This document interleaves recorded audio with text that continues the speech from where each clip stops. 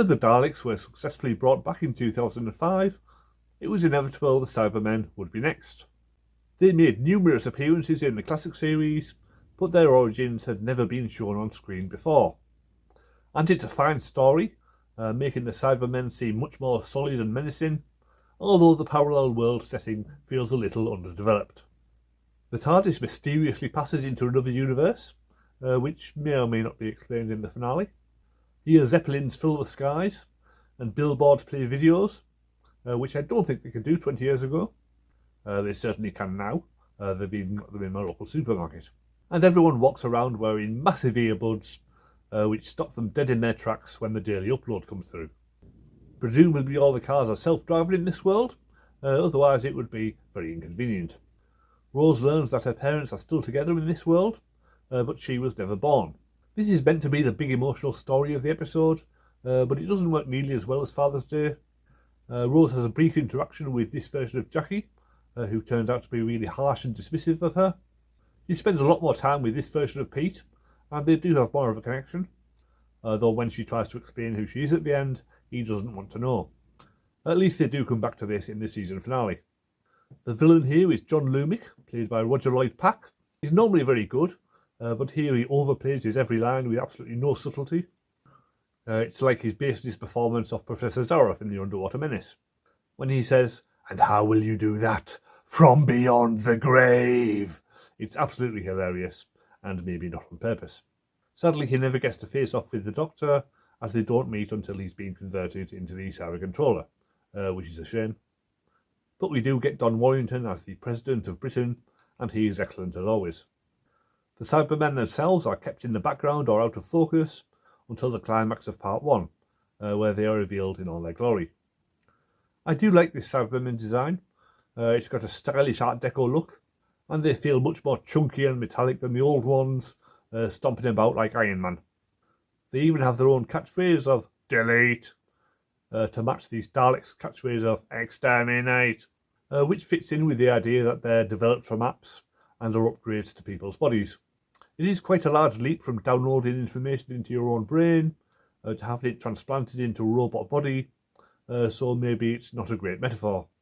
The audio spare parts has a more subtle transformation of humans into Cybermen. This is supposedly based on it, but the world here is so different that there's not much of the original left. The second half is full of action, as the Cybermen start converting the entire population of London. The scenes of them stomping through ordinary streets are very effective, and the parallel Earth setting does raise the stakes, as there's no guarantee anyone will survive. Battersea Power Station is a good setting for the final confrontation. It's another iconic London building. Mickey comes into his own in this story. Despite his new status as a companion, he's still sidelined by the Doctor and Rose being annoyingly cliquey with each other, so he goes off on his own and falls in with his alternate self and a group of rebels. They are a motley bunch. Ricky is characterised with a permanent snarl, making Noel Clarke's usual performance look complex and laid by comparison. His friend Jake, played by Andrew Hayden Smith, is a bit of a one-note character. He was obviously hired for his looks rather than his acting abilities. It might have been more interesting if Ricky and Jake were a couple, as originally intended, but that storyline might have needed too much time to properly do it justice. The most noteworthy member of the Rebels is Mrs. Moore, played by Helen Griffin. She has a great scene with the Doctor as they walk down a tunnel filled with inert Cybermen who slowly start coming back to life. And her death comes as a real shock. I would have liked to see her return as Our World's Mrs. Moore in Doctor Who or Torchwood, but sadly that never happened. The climax has Mickey coming into his own, hacking the Cybermen to remove their emotional inhibitors and making their heads explode. Admittedly, the Doctor has to not so subtly tell him exactly what to do, but he does come through at least. At the end, he decides to stay behind on this world, which feels like a good resolution for his character. They really didn't have to bring him back after this, and it might have been better all round if they just left him here. The DVD has 2 episodes of Doctor Who Confidential. The first is all about the Cybermen. We see how they filmed the crowd of people all stopping at once. Russell T Davies talks about the metaphor of technology upgrades. And we see the early concept designs for the Cybermen and how they filmed the attack on the party. Part 2 is all about Mickey's journey. David Tennant says he was a bumbling fool in the first episode.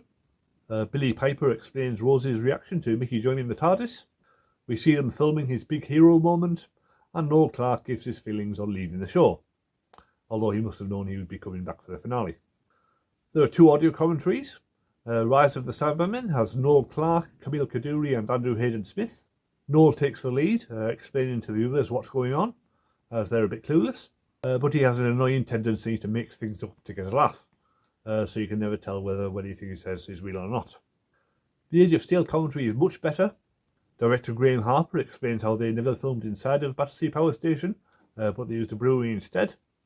Paul Casey talks about how the Cybermen costumes were cold and hard to see out of, and Nicholas Briggs explains his approach to the different types of Cybermen voices.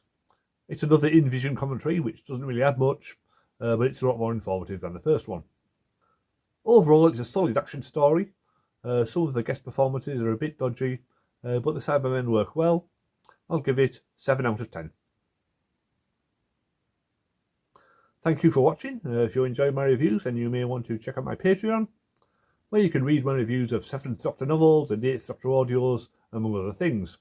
Next week on this channel, I'm taking a break from 2006. The newly recovered episodes of the Daleks Master Plan should be up on iPlayer by then, so I'll be giving my thoughts on those, providing it doesn't crash due to all the Doctor Who fans logging on at once. So press subscribe if you want to see my thoughts on that, and I'll see you next time.